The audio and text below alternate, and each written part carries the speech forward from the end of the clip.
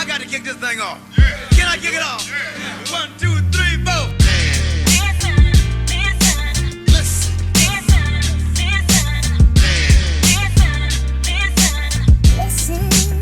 Ladies and gentlemen, listen.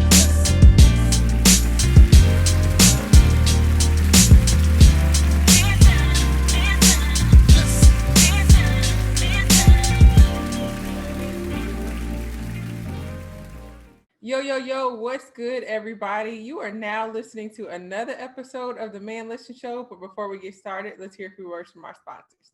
Please buy the new book by Erika Nicole Moore, Diabolical Tales of Woe. Diabolical Tales of Woe is a thrilling collection of short horror stories that leave you in an excited trepidation to see what will happen next.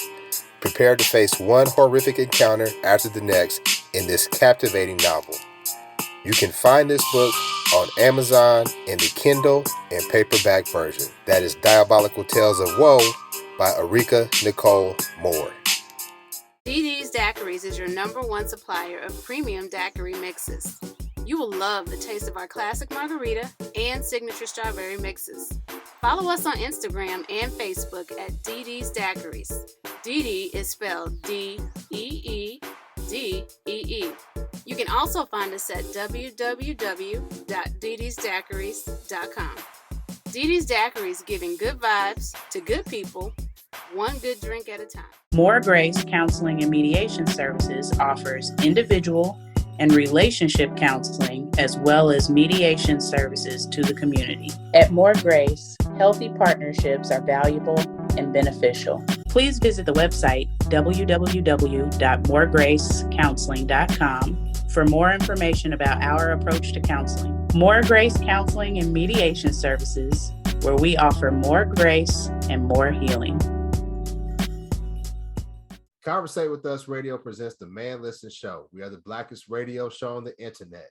We bring you our opinion on topics that affect the Black community in an effort to enlighten, enrich, and empower every brother and sister that falls under the sound of our voice. We operate on a no-hating frequency, so be prepared for us to keep it 100% real and 100% Black all the time. You can follow the show on social media, on Facebook, Instagram, and Twitter, at Man Listen Show. You can also subscribe to the show on iTunes, Spotify, and YouTube.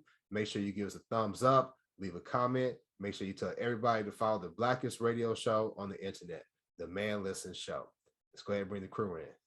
All right, y'all. So today we're going to talk pop culture. We got, some stuff a lot of stuff going on in the news, some sad, some more entertaining, but it's all about being Black. So we're going to talk about it, and to help us out, we got our homeboy, Darryl Frierson from the SOC Network from the show The Scenario. Darryl, what's up with you? How you doing, man, what's going on? Thank y'all for having me, man. I've been calling y'all out for a minute. Okay. When y'all brought Matt on, I was like, okay, it's because y'all all went to Mizzou. It's all good. It's a cultural bias just because I went out of school. It's okay. You're not a Capitalite, Matt, are you? No. Me and Matt have a thing because I went to Iowa State, so that's the whole thing of Matt just has an issue with me in general with that. So okay, well, and also shout out to Boosie, who I'm trying to get as an honorary Kappa. I've been trying to work on that campaign. Matt has been thwarting it. Yeah, don't do it. Boosie got enough problems. He don't need to be down with them dudes. Yes, he does. He needs the support of Kappa Alpha Psi. He needs support. Well, tell people, man, how they can find your show, how they can find the network, and how they can find your personal. Yeah, man, SOLC Network everywhere. You can Google it. We're on YouTube. We're on any platform, wherever you at. I mean, I found out somebody was bootlegging, I think, in Uzbekistan on our stats. So we everywhere. So anywhere you put SOLC Network in, we have 15 different shows, from pop culture shows, politics shows, music shows, sports shows. We have interview shows, a whole bunch of different types of shows on the network, man. We just trying to build up some stuff. That's cool. Now give me your handles on IG.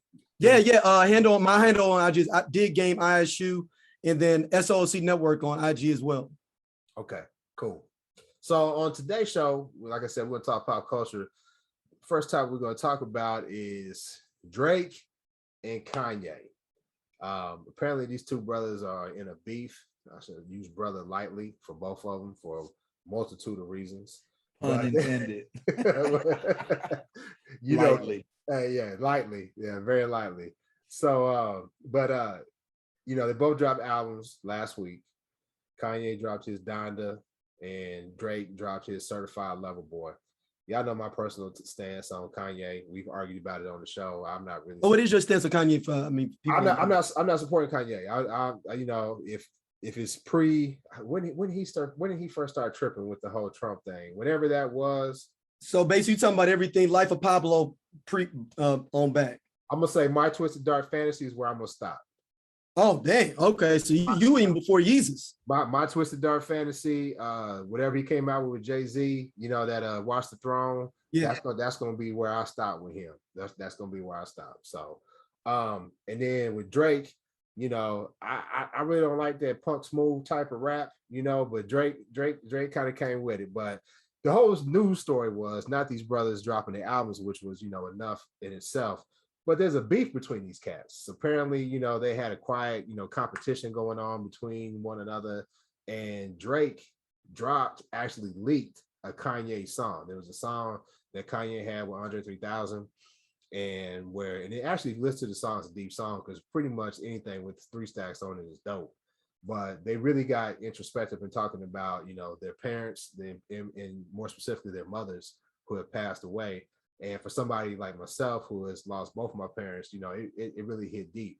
But Kanye managed to intertwine some distance towards Drake in this song. And this song was cut because Kanye is taking a stance where he doesn't want curse words on his album because I guess he's like the man listening, so he wants to reach a broader audience. I see you rolling your eyes, Enrique. But he's taking that stance and it didn't make it onto the album. But somehow, some way, Drake found it. He said, well, I'm going to leak the song that Kanye planned on dissing me with. So it's just been a whole to-do about that. And people saying which one is better than the other, Donda versus Certified Lover Boy. We're going to talk about it. We're going to try to get a little bit deep with it. But what are y'all thoughts on it? What are y'all thoughts on the release and the whole news that came out? Darryl, we'll start with you since you're our guest. I think that the Life of the Party is better than both albums. I never knew a single could be better that was not released could be better than 2 albums. And let's just say Andre 3000's verse, not even the song, just Andre. So I didn't know that 2 minutes of somebody's rhyme could be better than 2 albums. And I wanted to give Kanye a chance as much as possible. I'm not down with the MAGA. I went down with the this new Kanye, but I thought with the Donda, maybe because it was about his moms, I was like, okay, maybe we can get back. And he broke up with Kim. I was like, I always said, if he broke up with Kim, we can get the best of Kanye back because he would be amazingly bitter. And I think that's the key of Kanye is that he needs to have a chip on his shoulder. Either a woman has to do him dirty or somebody got to say he's not good. And we need somebody to do that. And I think that when he got to a point where he was too good, where he was a champion. He wasn't the new kid on the block. He wasn't these different aspects. And that's why he put on the MAGA hat. I think the MAGA hat was to make you dislike him, to try to give him a reason to make you like him again. But Kanye is always gonna have a great place in my heart, and Drake is always gonna have Pusha T. That's kind of how I look at it. See what you think. So, like he said, when I found out that Kanye broke up with Kim, I was like, okay, so we're getting that old Ye back. And I'm going to go back further than y'all. I was like, the graduation, college dropout. That's the Ye I was looking for. That's not the Ye I got. That album is trash. I listened to it all the way through once, got back through a second time, like halfway. Because I didn't cancel them. SC, how did you get through it a first time is my first question. It's 27 songs now. I don't want to stop you. I'm just trying to figure out how you had time in your day to give out 4 hours. That's what I know. Right? I was going to say, see, 20-something songs. That's 26 songs. That's 26 songs.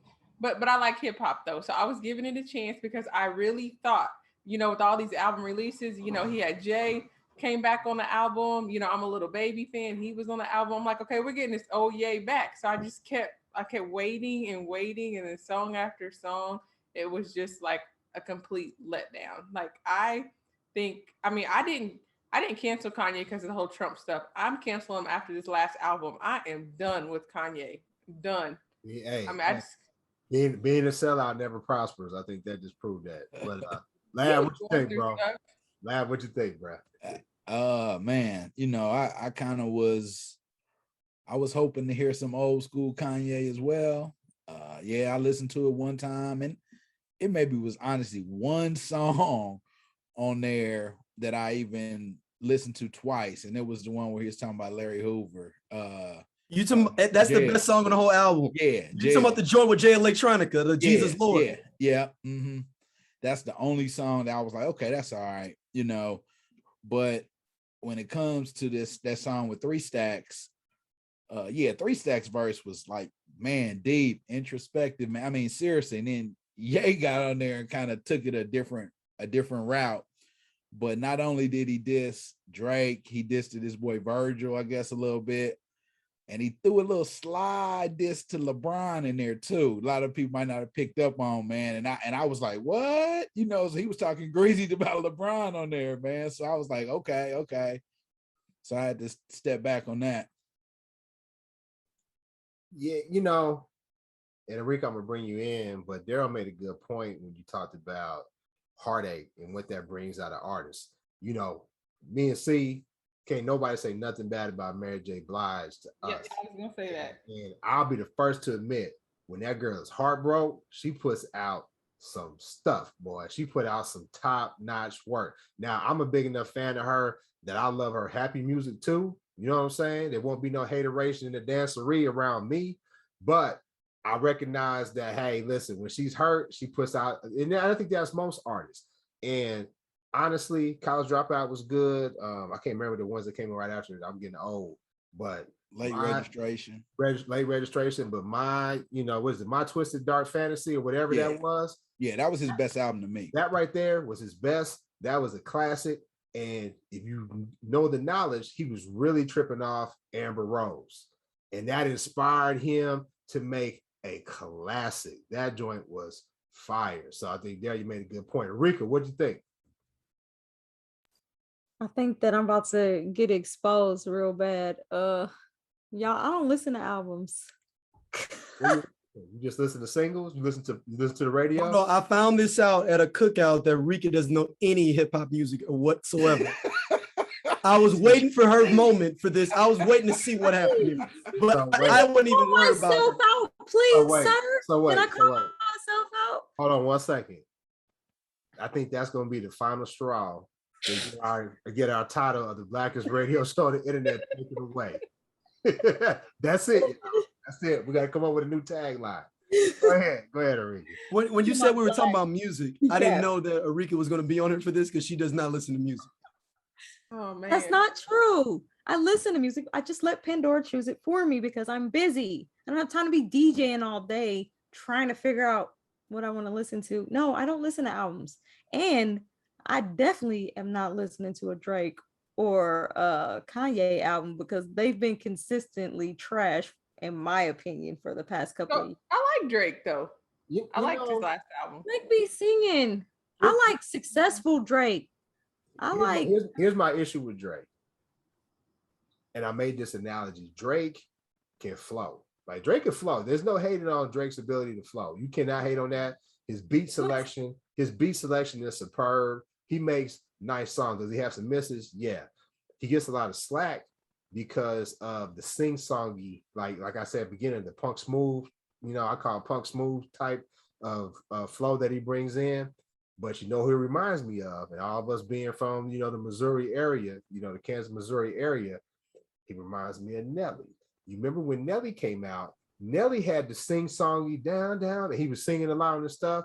But one thing cats could never say about Nelly is that he wasn't authentic and that dude was soft. You cannot say that about Nelly. Nelly is genuine. He's authentic. And even though he might have been singing, you knew Nelly wasn't no punk with his.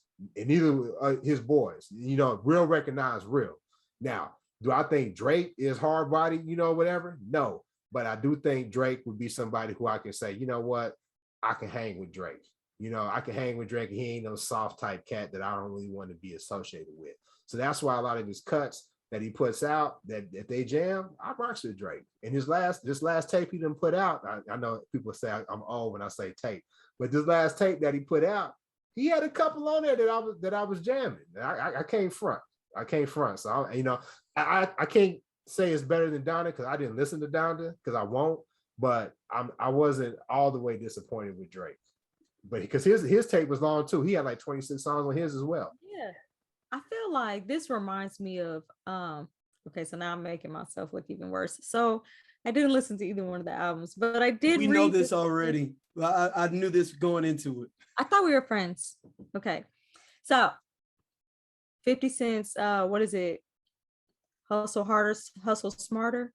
He gives a lot of like inside information about the industry and a lot of stuff that was going on back then. And he talked about fabricating beef with people. This seems like that to me. This seems real fabricated. They both got excessively long albums. They both are kind of like Kanye needs someone like Drake to bring him back into the kind of, like you said, like, you know, the hip hop spotlight. Because I mean, he's a classic as far as, you know, producers, songwriter, whatever. He's got classics. But as far as being popular right now, he's not. And as far as having anything that he's put out lately that's got these kids, these, you know, babies bopping to, he doesn't.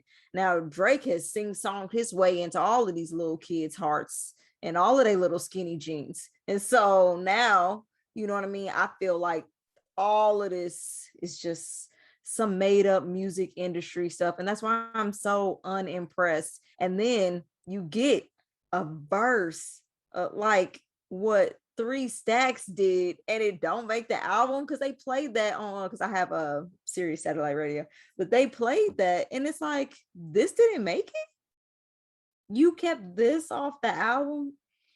And then I was like, well, now I know why you kept it off the album, because you spent this whole, he talked so, like you said, introspectively and so passionately, and I don't know, it was just really well written about how it feels to have a good day and a bad day when dealing with loss, because he talks about, you know, like how he's like, oh, you know, it's not that you were the perfect mom, but you were, you know, the perfect mom to me. And then sometimes I'll see something like a baby rolling and it'll tell me to keep going. But it's like, it's that I'm having a good day, I'm having a bad day thing. And then you step into Kanye's verse and he's talking about other grown ass men like he's not a grown man. It's like, that's what you chose to do with this song. And I mean, I don't know. I think it's disrespectful to even have 3 Stacks send you a verse and you don't use it. I would have rewrote a whole nother song just to use his verse and then did my diss track on something else. But there's no way I think that's what's happened though. I think that's what happened. I think that he wrote a verse for it first, played his, and was thinking like 3 Stacks is gonna come with something kind of kicking it. And then he sent that and he's like, oh no, I can't put that out. I'm gonna come back to it. I'm gonna do something with it, but I'm gonna hold off on it. And he never got back to it. And somebody sneakily sent out the version he had. Yeah, and that's more lame Drakeness to me, because it's like he didn't put the album out, and here you go on this female stuff, like releasing unreleased tracks. Well, release some of the unreleased tracks on your album where you're doing some type of crying or crooning or something to all of or the release chicks. the Quentin Miller tapes. That's what we wanted, the Quentin Miller tapes. Hey, so has Drake confirmed that though, that he's the one that released it? Has it been confirmed? No, he did it on Sirius. He posted it first. He did on Sirius Satellite Radio. He did it on his show. Yeah, He's got a stage. So what they do is they give people a station for a month. So he's got a station for a month. It's channel 42. So he's playing like his album all month and whatever he wants to play, and he's on there talking his jazz. And so he released it. I agree with Rika though. Like, how'd he get it though? I mean, it's just, there's like no one can really find the real beef. What, like Drake was seen with Amber Rose, like after they broke up. Like I was more, you know, entertained with the whole Meek Mill and Drake beef than I ever have been with Drake and Kanye. And that was one side. That was one side. Right. Drake ate him up. Go ahead, Lav. No, okay. So it kind of go to almost what Mara was saying. Like, I think a lot of cats say, okay, I'm gonna try to get into it with Drake, number one, because it raised their profile. Number two, because they do think he's soft. You know, they think he that cat from Degrassi, you know, or whatever. And so they come at him like I can come at him with this. But on Kanye, this is my interpretation of it. I don't know, man. I ain't hear nobody say, I just pulled out of left field. So Kanye on, I might have been late red. I can't remember which album it was. He had a song called Big Brother, right? And so he was talking about Jay. That's on Graduation. On Graduation. And so he told Jay, I wanted to do a song with Coldplay. Next thing I know, he had a song with Coldplay, and he just talking about how hurt he was. So is it coincidence that everybody that's on Donda is also on Certified Lover Boy, whether it's Travis Scott, Lil Baby, Jay, all these cats? So I think Kanye is a cat that he has to feel like he's a genius, like he's so far ahead of his time, nobody else does what he's doing. And so when Drake go and get the same cast that's on his album, he's like, dang, and so I'm thinking that they were going to squash the beef. They were talking, and so that's how somebody let Drake hear the song, because I don't think Drake was going to say nothing about Kanye. And then he heard Kanye diss him, and so he came back, similar how LL did with Cannabis back in the day. They had a track. He heard Cannabis. He went back and rewrote his stuff, and took Cannabis off the track or whatever. Or not off the track, but just, went at him harder. I think that's kind of a similar situation. That's just me thinking. That's like the Luda and T.I. verse. When they heard Luda verse, they took T.I. off the track, and T.I. just wrote the track, but Luda came in dissing and came hard. Next thing you know, T.I. off the track and Ludacris on the track. So I mean, yeah, it'd be like that. But to Arika's point, here's the problem that I have with it, and this is what I want to address. I came up in the 90s. I grew up with the East Coast West Coast beef, where cats was really getting taken out. Like 2 of our brightest stars got took out because of the East Coast West Coast beef, and the media played a big part in that. The media played a big part in hyping that up. We didn't have social media at the time. We didn't have podcasts. So what did you have? You had the Vibe magazine. You had the Source magazine. You had Rap City. You had Young TV Raps. So really, it was between the news, the media that was really hyping that up. And we got to give respect to Rap Pages. Rap Pages was Rap Pages. Double XL wasn't around yet. Taylor Dar is one of my favorite writers, man. That was Rap Pages, man. But here's the thing, and to my knowledge, you can correct me if I'm wrong. I don't think there was a lot of Black voices pulling the strings behind the publications at the time. Maybe Vibe. I think Vibe was Quincy Jones. But Vibe was Quincy Jones, but it was bought out by Time Warner. Right. So wasn't Benzino at the Source? Nah. But yeah, Benzino was a part owner of the Source, but it's Dave Mays and him. Yeah, but we talked about that. We talked about that before, though, how people will lend their name and it's more of a marketing piece versus equity. So there you go with that. So my whole point being, we've seen how it snuffed out, 2 of our brightest stars with Biggie and Pac, right? Now we fast forward and we don't know about them because of our age, but you have these young rappers who are beefing, who are getting taken out. This is a dangerous game to play. And I remember seeing an interview with Dipset, and we saw Dipset on with the Locks, right, on the verses, a dope verses because of what Jadakiss brought to the table. Jadakiss, not only did Jada wreck shop, but you could tell how in sync the Locks were and how coordinated they were and how they was ready to perform. And you can see how Dipset, while they had a group of friends, they are the type of friends who are in competition with one another. And you can see that. And they ain't the type of people I get down with, but you can see that. And I remember, and I might be wrong, but you've been to Harlem before, Marvin? I've been to Harlem before. They are Harlem. That's Harlem cats are like that. You'd be like, y'all boys, but y'all like halfway competing. That's just their whole stilo is their capitalism. Harlem is in Manhattan is capitalism at its highest degree. So that's how you think anybody from Harlem think capitalism, because they're in Manhattan. Dapper Dan, all that. So I remember Cam saying how Jim Jones, they wanted to sort of manufacture a beef because it would help sell more records, like Arika said. But the problem I have with that is that's a dangerous game to play because it gets out of hand. You start getting crews involved and people lose their lives, right? They lose their lives. And I don't understand. And my question to all y'all is, why is it such an either or thing for our community?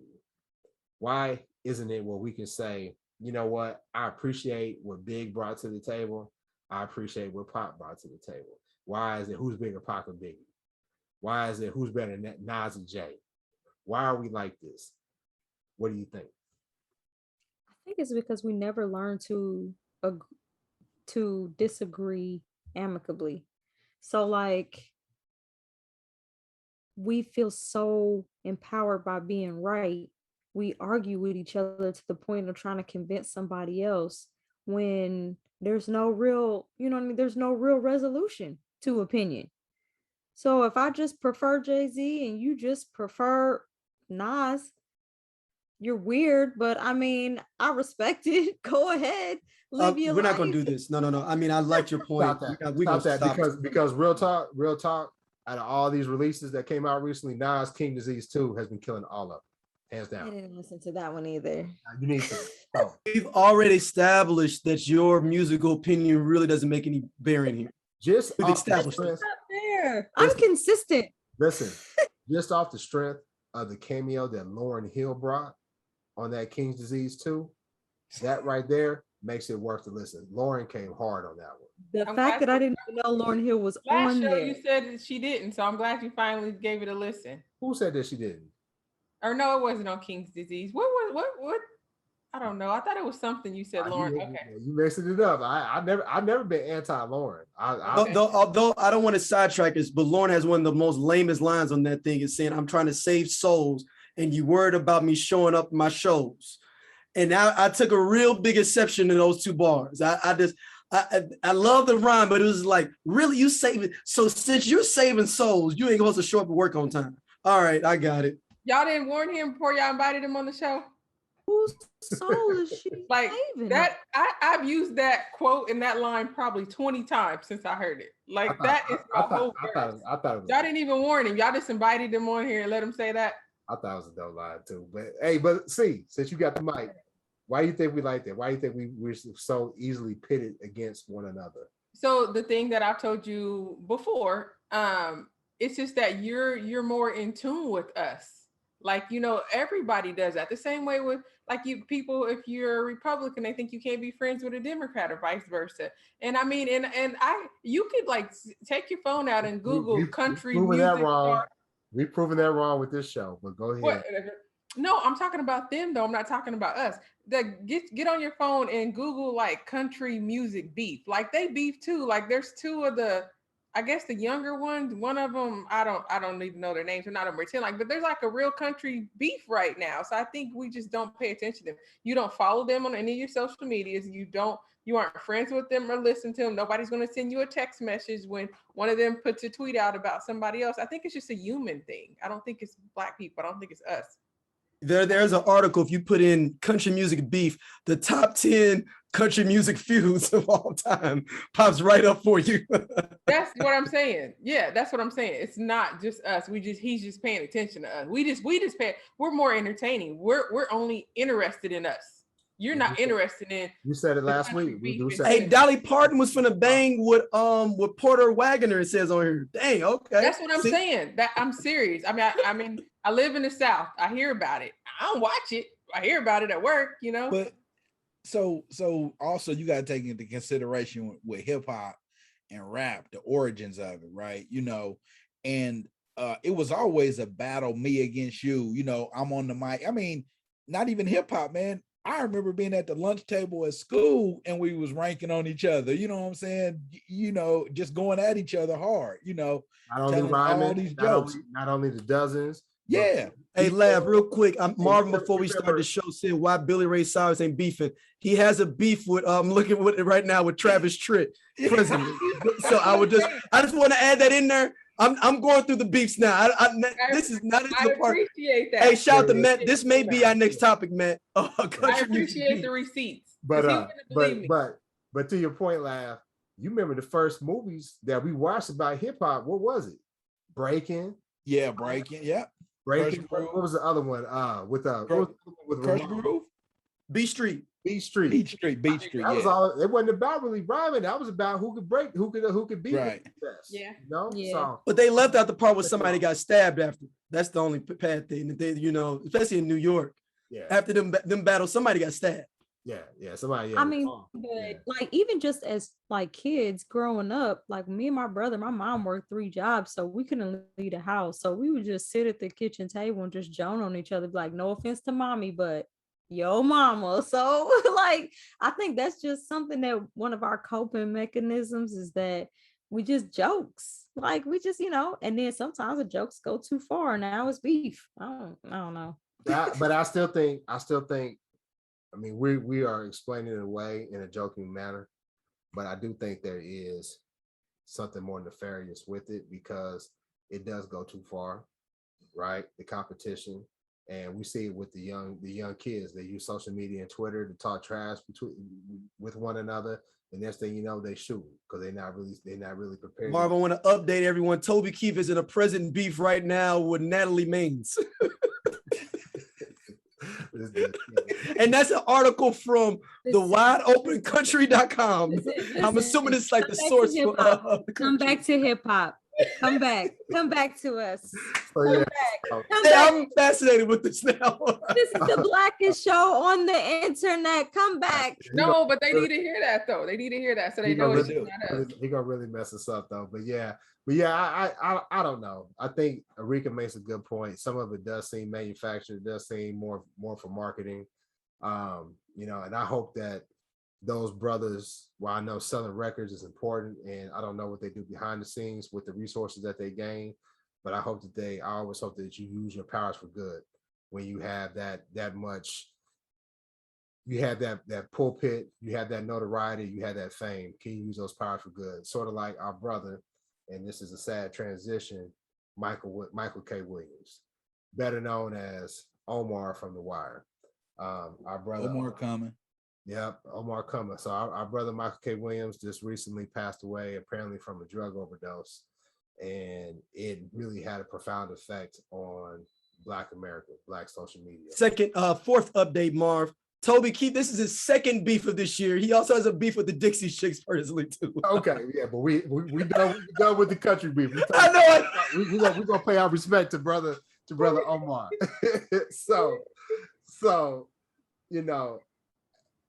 to me, I just looked at him as a wonderful actor. The work that he did, obviously, on The Wire. There's certain people when they play a role and that's who they are. You know what I mean? Like, I think for everybody, he's gonna always be Omar. For me, I like Boardwalk Empire, so he played the hell out of Chalky White. And they're saying that he's probably gonna win an award for the work he did on what's the book that you hate, Erika? Lovecraft Country. Yeah. He's gonna. Wait, why do I hate that book? Because it's written by a white boy and it's one. Oh yeah, and it beat my book. Right. Top-ranked Black horror books, but it's written by a white boy. Yeah, but that's right.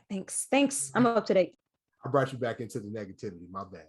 But what y'all think when y'all saw the brother passed away? And the sad thing was, apparently he passed away from a drug overdose, and he had been pretty apparent, pretty transparent about his battle with drugs. What did y'all think when you saw that the brother had passed away? I'm going to expose myself again. I never watched The Wire or Boardwalk Empire. Can y'all just go? I mean, I'm not a part of y'all show at all. I mean, I have no. Want to join? We can trade you for Erika. Wow. I was going to ask it. Can I just come next time too? Just replace. What are you here for? First of all, next time I see you, and I hope it's in the near future, we are fighting. Second of all, my husband watched the show, and so I'm vaguely familiar with Omar and his character on The Wire, not Boardwalk Empire. But I feel like it kind of hit me in a different way because my husband was like, dang, Omar passed away. And I was like, that's crazy. It was a drug overdose. He was like, no, it wasn't. He was like, they haven't even released any information yet. I was like, I see this every day as I turn through my files. And he's just like, shut up. You're just making that up. And he's all angry for like 12 hours until the news updated him on what happened. I was like, oh my God, I'm so jaded by my job. But I think it's important to know how many people he personally impacted. And it kind of reminded me of DMX.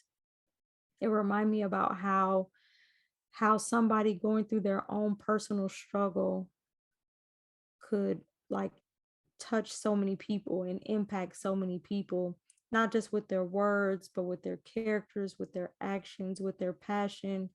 And, you know, to quote our homeboy Drake, I'm not here for a long time, I'm here for a good time. So it's not necessarily, you know what I mean, how long you're here is what you do with that time. And his legacy will live on forever because he did great things with his time here. He touched so many lives. There are so many people who were greatly impacted by not just him, the actor personally, but the characters that he portrayed. And I think that's important and an important reminder for the rest of us to respect our gifts so that we can give them to the world. You know, and one thing that was even more profound was that he did a tribute to DMX, and where he, you know, I didn't see it live, but I saw him, and apparently him and X, you know, had, you know, spent some time with one another, and, you know, obviously they both battled addiction, and it was just tough. It was tough, man. Lad, what did you think when you saw the news? I was, you know, kind of shocked. The first reaction was,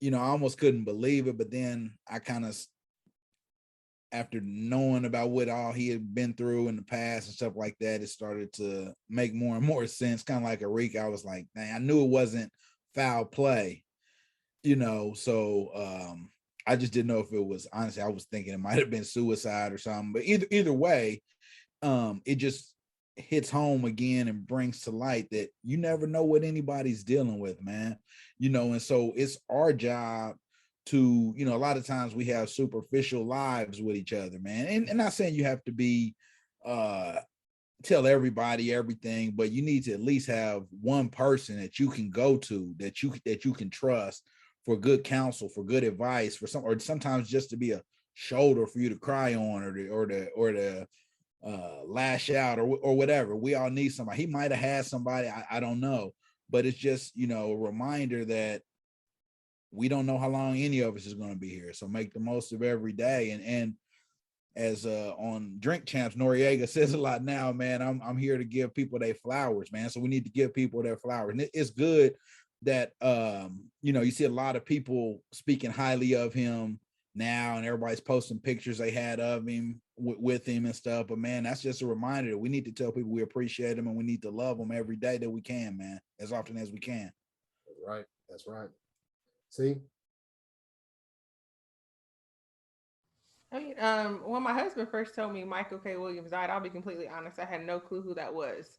Now I do know who Omar from The Wire is, but you know, I did watch Lovecraft Country, and outside of those two things, I guess I just really haven't seen him in a lot. So I was like really surprised by how many people that he came, like, you know, I guess like their paths crossed, and he had so many people posted pictures. Like, I wouldn't have thought, you know, I guess before maybe the DMX tribute that he did, that like he was even like, you know, that big or whatever. I was disappointed though that it was a drug overdose, especially if he was, you know, doing that tribute to DMX, and he seen how that affected everybody around him. And I know it's easier said than done, but like to me, like just to, I don't know, just to go down that same path, it was a little disappointing. But Well, I didn't know he had a previous drug history either until well, you guys just said that. well, let me say this, then we want to bring our guests in. You never know how something like that can trigger somebody. You know, maybe he was triggered by the loss of X. You just don't know. And like I said, he had talked about like his relationship with his mother, and how, like, I saw an interview, he got pretty choked up, and he told his mom just to let him go. He was battling addiction. He said, "Mom, just let me go." And she said, "No, I can't. You know, I love you." And it was touching. It was very touching. And I just, to me, I guess it would have all came out in the wash, because when you die, they do an autopsy, you know, especially because he wasn't that old, you know, to die of just natural causes. But I'm gonna tell y'all something. If I die, and I don't plan on dying anytime soon, and y'all see drug paraphernalia beside me, throw all of that away. You know what I'm saying? Help Savage my brother, because I'm gonna do the same for you. And for his nephew to find them, and then it's reported that hey, there was drug paraphernalia by him when he was, and I guess that's committing the crime. Or Ricky, you can let me know, you the attorney, you know, because you tampering with a scene. But I just didn't. I thought maybe his family could have protected him better, you know, in that situation. But Darryl, go ahead, brother. What'd you think, my brother? That's what I was First, gonna say too. Never mind. Go ahead. But I was gonna say, no, go ahead. Well, how did they get the autopsy so quick? They didn't. They saw the paraphernalia right there beside him, and that's why people are assuming that it was an overdose. Oh, I thought it was COVID initially, but okay, go ahead. My fault. Yeah, first I was trying to figure out how to blame Terrence Howard for his death. I was trying to figure out what he did. I was like, did he put it there? What lane that Terrence Howard had something to do with Michael K. That was my first thing. So I sat there for 2 hours trying to figure out how I could blame this on him and become a murder. Didn't work out. There's no way I could really get them in the same vicinity or anything like that. But on the real, it was ill because we've lost so many greats of Black people, celebrities. I just want our Black celebrities to get old and be like, you know, George Burns and be 98 years old. And you're like, dang, George Burns still alive? I want people to be saying that. Like, dang, George Burns still alive? I don't want them to be like, you know, Michael K. Williams died last night. Like, dang. Hey, why you playing? I don't know about y'all, but I grew up in the KC area and we watched, you know, Channel 41. So I watched the Mary Tyler Moore show. Yeah. The editor, Ed Asner. Yeah. He just died last week, right? That's what I'm saying. He's like 102. I promise you, I was like, damn, I thought Ed Asner been dead. You know what I'm saying? Like, he that old for real. But go ahead. My bad. I guess we got Morgan Freeman. That's always I kind of go to of somebody that we still can't believe is like alive. Yeah. So we do have him. We do. I mean, I guess we got to have a token in every category. But even more, I was thinking about, I was like, we lost Kobe. Then we lost Chad. Then we lost DMX. And now we lost Michael K. And it's almost, they're all 4 different types of Black men. So if you don't identify one of those 4 Black men and can have compassion in their deaths, then I don't understand how you move it.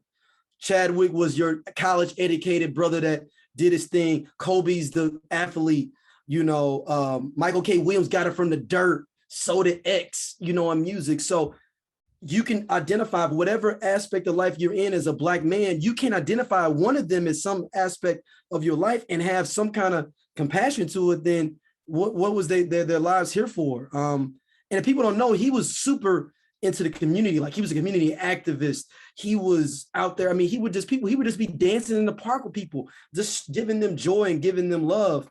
He was a dancer. Man. He was a dancer. People talked about it. So he was a true Renaissance man.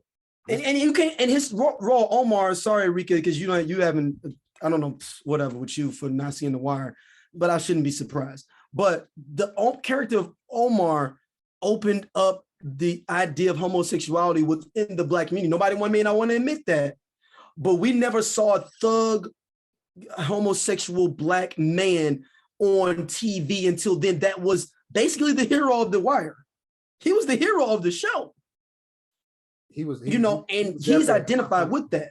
Yeah, he was a complex character for sure. It was a complex character. He only killed bad guys. See, I know that much. So he was robbing people. Right, but he only robbed drug dealers. He'll tell you that too. He had a code. He was robbing drug dealers. He had a code. If you were a civilian, he wasn't robbing the civilians.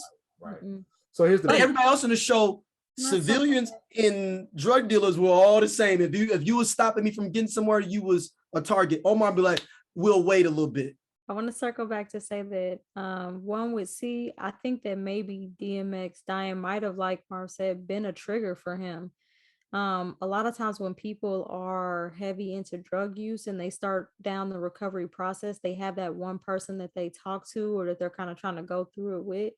And if that person relapses and then you just on your own, that's like basically a ticking time bomb for you, because now, like you said, you've got that one person that you talk to that you're kind of trying to break out with that is no longer there, whether they relapsed or they passed on. Now you got to either be in the struggle by yourself or figure out a new way, a new path. And that's entirely difficult for someone who's dealing with addiction. Also, One thing that kind of troubles me is that especially, I don't know if y'all saw them comedians that all died from, they're saying people lacing fentanyl in people's coke.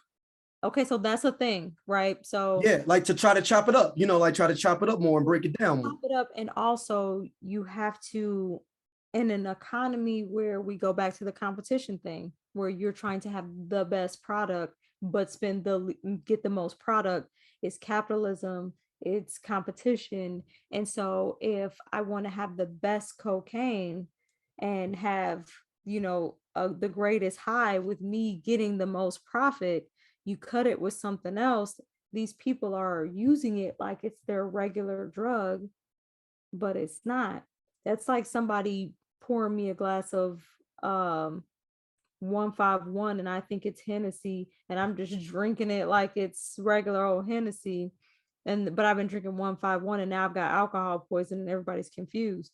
Well, if you told people that this was not their regular product, they would treat it differently, but they're not being told that. And so these people are consuming the drug at the rate they would consume the regular drug, but it has been cut with fentanyl, and that has increased the death rate. In addition to that,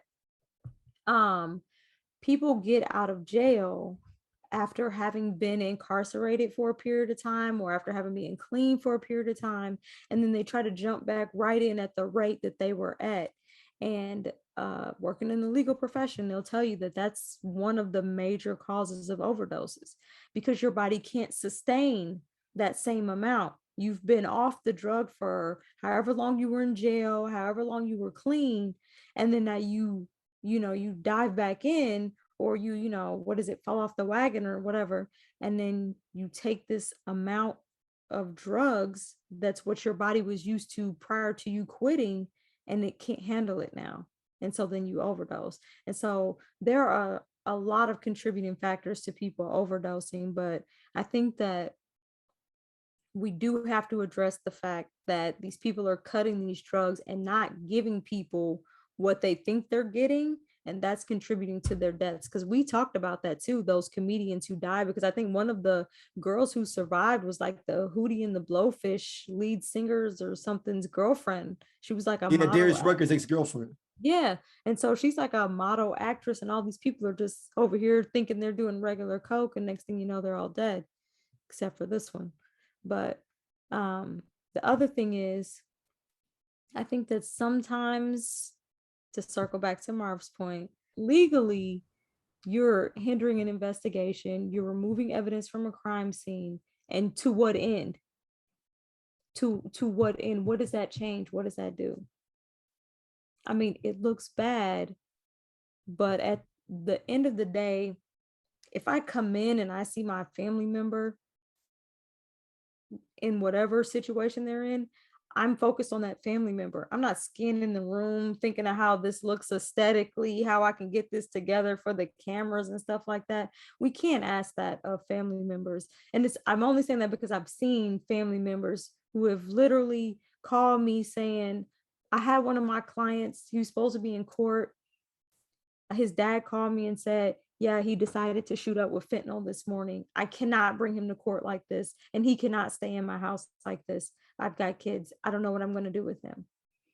And so it's something that if you're not going through it, or you haven't been through it with somebody, you really can't plan for how you'll react in that situation. So it's hard to say, hey, clean up the scene. It's easier to say, hey, hide my porn or whatever, from when we were young, but it's hard to say, hey, if you come in and you think you can actually save me, remove these drug indicators from my room so nobody knows until they know, because they're gonna know. I mean, so all you're doing is delaying the inevitable and also creating a possible criminal involvement for yourself. So it's Listen, I hear what you're saying. You're going long, but me and my boys all know, like, listen, dog, if I go and my last words is like, take my phone. You already know. Go delete all that smut. Wait, that's different. That's different. Shatter my phone. Shatter it. Get all the paraphernalia, get everything away. So I hear what you're saying, but hey, maybe just me and my boys got a code. But at any rate, Darryl, man, I appreciate you coming on the show, man. Man, thank y'all for having me. And I just need to replace me, man. With she had some good stuff at the end, but this. I've listened to some of y'all the shows and stuff, and she has great insight, but this was the wrong show for her with the music part. We're gonna keep it. That's our little sister. But the lawyer moment at the end was great. That was great information there, and you redeemed yourself in early moments. Fortunately, we're not listening to you, but thanks for coming. Hey, tell them where they can find you again. Tell them where they can find you. Before I tell everybody where to find me at, I have one more country beef to talk about. Miranda Lambert versus Eric Church versus Carrie Underwood, a triple threat match. Wow. SummerSlam 2022. But make sure y'all check out the scenario on SOLC Network. Like, we have tons of shows. You'll love one of them, is what we feel like. SOLC Network on Instagram. I'm Dig Game ISU on IG, and Dig Game on Twitter. SOLC Network as well on Twitter. SOLC Network on Facebook. So, man, thank y'all for having me. I was getting on mad. I was like, man, y'all, this is a Mizzou thing. I had to try to break the ceiling. Yeah. It's probably Erica. So I mean, you know. So yeah, y'all it's SOLC. Yeah. Straight out of low cash. So yeah, it's network. Yep. SOLC. No, because she really made me mad. If y'all want to know the origins of this, she really made me mad at we at Jarvis's house. She really made me mad over there when she was like, no, I haven't listened to none of that. And then she was like, Naja sucks. And like, I wanted to listen to Naja. She's like, I don't know, never. And I was like, you know what? We're not gonna do it. You don't even know how to say my name, but you want to talk to me about music. I did it on purpose because you don't even know, you ain't watched The Wire. You get your name pronounced correctly when you get through season 2. It's never gonna happen. But anyway, make sure y'all follow us on social media, on Facebook, Instagram, and Twitter at Man Listen Show. Make sure you I know it's a Rika. Make sure you subscribe to the show on Instagram. Y'all talking too much. Make sure you subscribe to the show on iTunes, Spotify, and YouTube. Give us a thumbs up, leave a comment, and we'll holler at you next time. Peace. Peace.